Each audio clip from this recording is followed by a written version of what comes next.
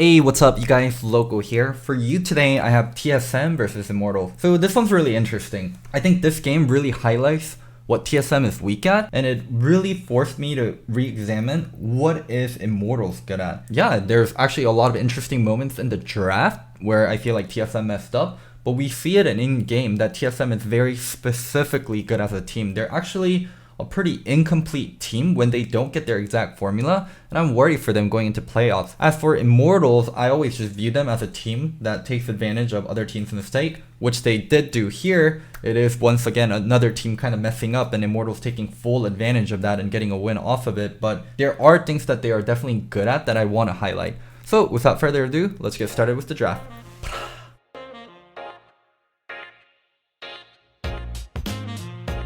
I think Immortals' approach to this draft was extremely intelligent, and I want to highlight some of the things they did. Kalista ban is actually a top lane ban instead of an AD carry ban. There's been a top lane Kalista build that's been really popular within solo queue, within Korea, and also Broken Blade has been playing it a lot, so that's where that ban comes from. Syndra's one of Bjergsen's best champion, and a pick that they can pick early in the draft that's just really strong and doesn't really have very good counter picks. The Aatrox ban is where I thought Immortals got really tricky, and I really liked what they were doing. So if you look at the bans that are being done, the pick that's left open is Ornn. So Ornn isn't as OP as he was previously. He got a lot of nerfs regarding his brittle damage, regarding when the empowered items start to come into play, but he's still very much a team fighting monster. It's just some of the matchups got a lot worse. And Aatrox is a pick that a lot of NA teams have really liked into Ornn. It's good in lane, but it gets outskilled later on in the game. But now that laning's gotten a lot easier for the Aatrox side, I think there's a lot more potential for the Aatrox to just run over the Ornn. So by them banning Aatrox there, TSM's left in a catch-22 situation. Do we give up the power pick and Set? Or do we just ban Set and let them have Ornn with one of the best Ornn counters out of the picture? And that's what they opted to doing. Now TSM gets really nervous regarding the Ornn pick. It can be flex mid, they're out of a counter, and Aatrox, what are they going to do versus it? So they decide to take Xayah, which is one of their other favorites, but they must take it with Rakan. But due to the pressure that Ornn pick puts on TSM, they actually opt into taking Gangplank instead of the Rakan. There's a chance that Immortals put Ornn mid lane and take a different top laner like Gangplank, and TSM's left in a situation where they don't have good counters into Ornn. So they decide to pick up the Gangplank early, and Immortals reply with a Rakan pick, separating the Xayah Rakan. Xayah Rakan are known as the lovers duo because thematically they are actually lovers in game, but also they were designed in a way where they're much stronger when they're being played together. But when they're separated, I think the champion that suffers the most is Xayah. It's really hard to get winning Xayah lanes when you don't have the Rakan to pair it with. On the other hand, for Rakan, even though you can't get a winning lane, you still function very well as a team fighter and as a roam champion. So yeah, I really love what Immortals did here, taking the Ornn first pick with the Aatrox ban and forcing TSM into a weird situation that they weren't really comfortable in, and TSM replying badly, and they got the Rakan taken away from the Xayah. Now, rest of the draft is pretty normal, but there is one pick that I thought was really wonky from TSM, and it's the Diana last pick. So there were two picks hovered before the Diana was locked in for TSM, Zilean and Azir. I don't think Zilean's a really good champion here. Zilean needs some kind of a melee enabler for the champion to be good, like a melee carry that goes in, or a melee champion that can be a good bomb delivery boy. And TSM honestly doesn't have a champion that's very mobile that can reach backline really easily, and they also don't have a champion that really can take full advantage of the move speed and the bombs that Zilean might give the champion. You might say it's Gangplank, but Gangplank is a pseudo range champion. He does a lot of his damage from range, and he's not a champion that wants to be in smack that middle of things in teamfight. So yeah, that's why Zilean isn't possible. Azir is very interesting. I actually would have preferred the Azir. When you're drafting the Azir here, you're going for we have the stronger backline, we are the more scaling teamfight comp. But the problem with Azir here is it being versus Ezreal. Azir has issues being versus poke champions, and TSM doesn't have the best engage. I know they have Seju, I know they have Nautilus, but Ezreal is quite slippery, and they might run into a situation where they're getting poked out. At least with Azir, they would have a stronger team fight. Now, the problem with Diana here is it forces TSM into a flank comp, and it also forces them into more of the early game comp, and there is an onus for them to execute onto Immortals. Diana and divers in general are not good versus double tank composition. When there's a Ornn, when there's a Jarvan, one of them can mark the Diana and really prevent her from flanking, and TSM in general likes to have Broken Blade on the carry role and Bjergsen on more of the facilitator role. When Broken Blade is on Gangplank, sure, he will be a carry, but he's not the type of carry where you can funnel resource into him and he's strong from the get-go. Rather, he's a champion that wants to scale up, he needs levels, he needs items, and he's going to function more as a backline. And Diana is the champion you want to be funneling resource into, and Bjergsen just hasn't been playing that role for TSM. So with that in mind, let's talk about the overall team comps. TSM has a teamfight comp with a lot of flanking flavor. The Diana must flank. If she's on the same side as the rest of the team, she really can't do her job. There's also a lot of potential for 1-3-1. Both GP and Diana can split push. On the other hand, for Immortals, it is a very traditional teamfight comp. They have very strong carries in Orianna Ezreal, 2 frontliners in Jarvan and Ornn, and they also have a lot of engage on the team. So yeah, the comp's going to be very easy to execute. They might have to worry about something like Diana running over Orianna early, but if nothing funny happens in the early game, Immortals comp just looks so much better going into mid and late. So now let's get started with the gameplay. So TSM's bot lane here had a really awkward level 1. They were trying to defend the blue and they got chunked out, and there's a huge wave built up from IMT and they're going to look for a dive. Rakan does land a knockup, but it's very early in the game and there's also the Diana porting in. So yeah, even with 4 members here, this dive's not really going to be possible and TSM's going to pick up all the farm. Now on the other hand, in top lane, Soaz also burned his flash early and he has his wave pushing away. Gonna have to be very careful of this gank. Let's see what happens. Dardoch gonna come in, Q flash, Broken Blade gonna flash also to follow up, and they're able to land a nice first blood for Gangplank. This feels so good for the Gangplank. He has the wave freezing into him, and you're a champion that wants to get items, so having this first blood and getting a good lead feels so nice. So we have Inferno up on the map, and both teams want to play for it. This situation is actually really good for TSM. They have a lot of pinks in the river. You can see Bjergsen trying to push out mid lane. Ica gonna respond with his ult, and with Xmithie coming in, Bjergsen's gonna be forced to burn flash. But even with that, they have bottom priority. They also have Gangplank, who has teleport and ultimate, while Ornn doesn't really have a global tool and his teleport is down. So yeah, it looks like a 4-on-4, but it's actually much better for TSM starting this dragon here. We can see Immortals trying to pinch from both angles, Hakuho coming in from the right. Bio gonna open on Hakuho, but Rakan's actually really slippery, and with good usage of WE, he's able to get out. And Immortals stealing away the dragon because TSM committed too much to the right side. Really nice job by them. They were in a situation where they most likely should have lost dragon, but they're actually able to get away like thieves. And yeah, pick up the dragon in a situation where they're much weaker. This is just Immortals punishing what happened earlier. Bjergsen burned his flash, and as a melee champion like Diana, you just have no way to live versus the Jarvan flash ulting you. He's able to get out of the ult with his E, but yeah, this is going to be a free kill almost no matter what. And Ica getting the kill, the gold, the blue buff. This feels so good for the Ori. And now you can see both teams shifted up to top side. Hakuho hitting that ward. He's just not afraid of dying. He actually shot the Q at Nautilus instead of using W to run away.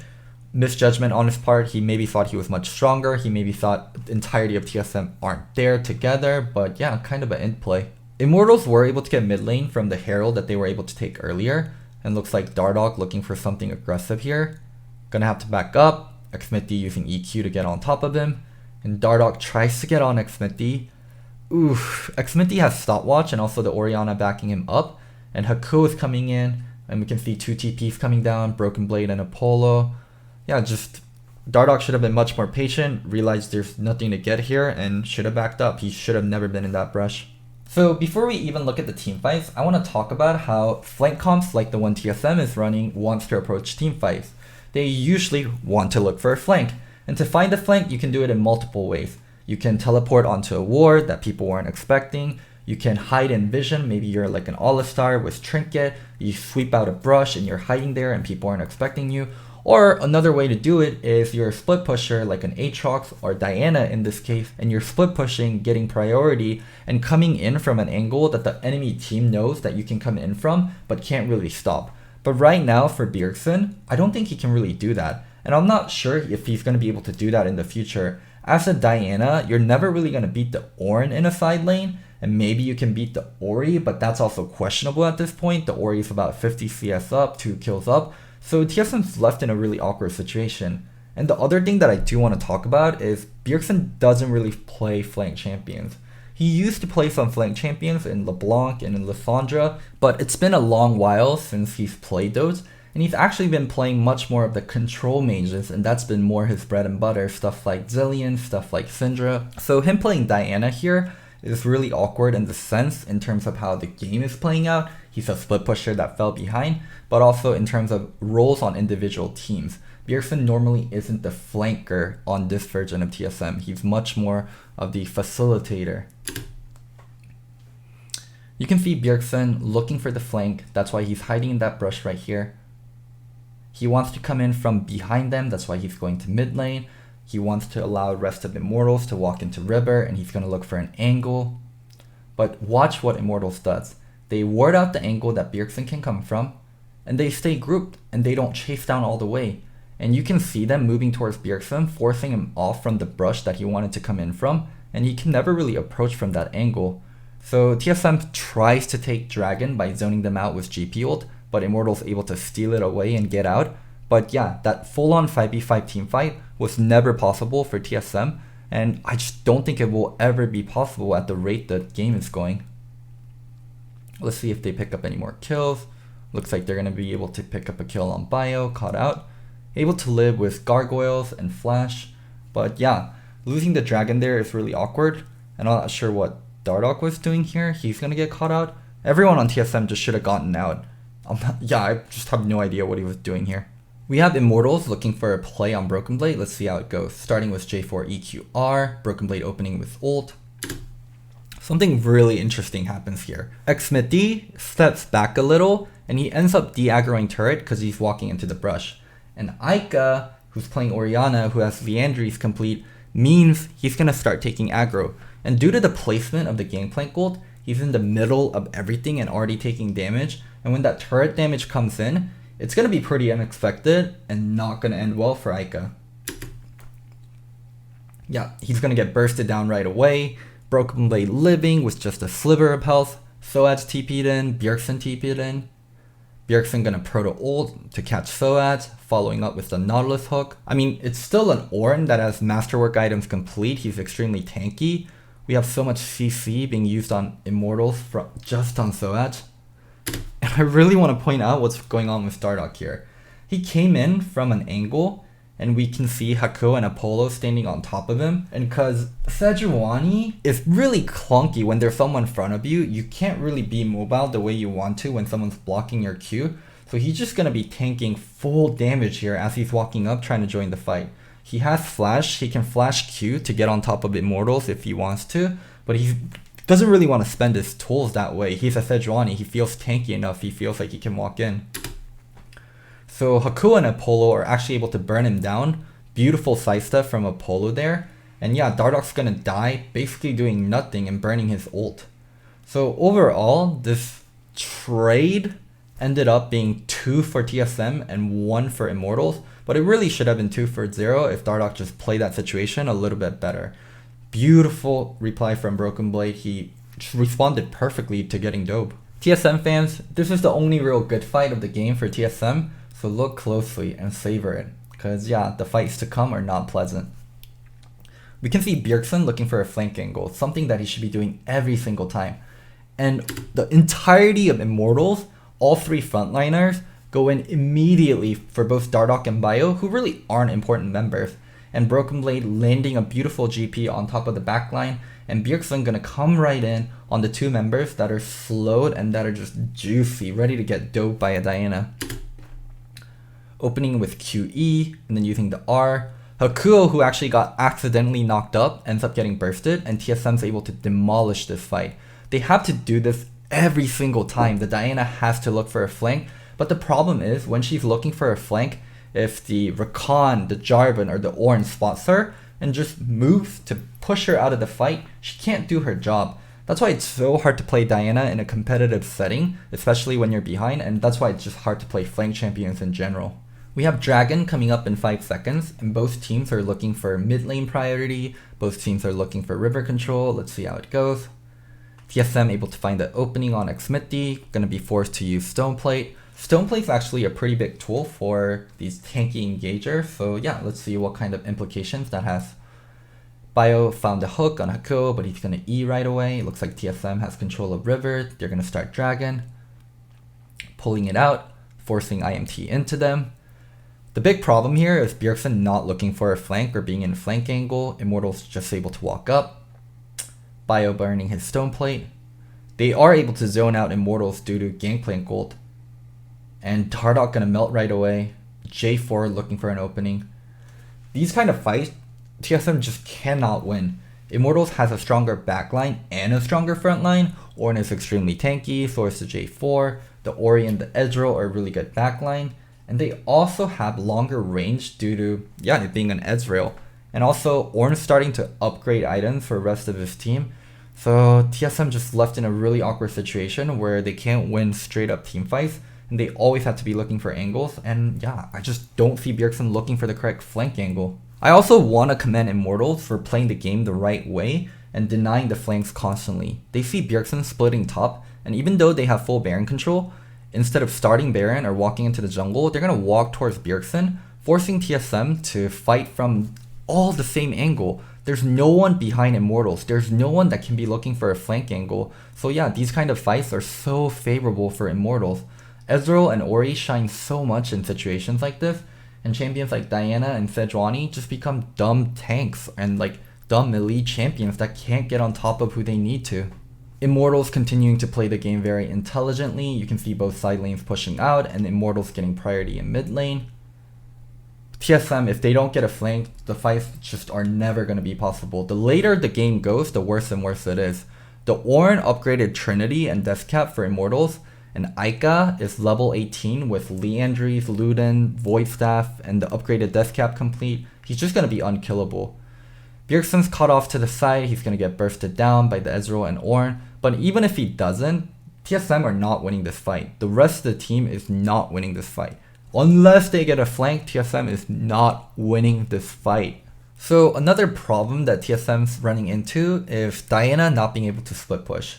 She's not really a champion that can split push unless she has help from her team or she was able to get ahead early. And so that's going to be able to slowly solo Bjergsen. Looks like Apollo going to come in, make this kill a little bit faster. Such an awkward position to be in. Let's get to the final fight of the game. TSM has 2 inhibitors down, Immortals has Cloud Soul. They've already hit level 18 on several of their members, most of their champions on 6 items, both their carries on 6 items actually with the Ornn Masterwork complete. TSM's just being desperate, trying to push out and get a fight here. We have Soaz and Haku flanking. Haku actually starting to fight right away on Bjergsen, and he's going to get chunked down to about 100 HP, and that's the fight over. Apollo's able to land a really nice ultimate, scratching 3 people on TSM. Dardoch gonna get killed. Bio trying to run, he's gonna get killed also. This game's over. We can see 2 members TPing in behind. Let's see if they do anything for style points or they try to end the game right away. Chasing Broken Blade, and he's gonna die too. That was actually his first death of the game. Apollo and Kabe trying to duel it out, and the Nexus gonna go down for TSM. Props to Immortals. Don't get me wrong, Immortals did play this game very intelligently, and I am going to credit them on face check. I am going to think about them, talk about them differently as a team. They really are intelligent and they do make good decisions, but it really highlights TSM's weakness as a team. When Bjergsen is on the flanking champion, when Bjergsen is the primary carry that they have to play through, sometimes the games don't look correct. He had a really good game on Irelia, one of his comforts, but this Diana game makes me really worried for TSM. What happens when Broken Blade can't play all the resource heavy carries, or they run into a wall playing through that way? It just seems like they're an extremely one-dimensional team, with bot lane being the weak side, with top lane being where they play through, and mid lane being a facilitator. And also, some of the fights that Dardoch's looking for and how he's playing out these team fights has me worried too. So the highs of TSM are really good. It makes me excited for the team. But some of the lows that they have and some of the incompleteness of the team has me really worried for going into playoffs. I hope you guys enjoyed this local recap. I do a lot of these recap on Twitch. If you want to check it out live or talk to me and ask me questions, I try my best to answer chat. Go to twitch.tv/Locodoco. Don't forget to like, subscribe, and comment. And one last thing, I'm not crazy, I'm just loco. Bye.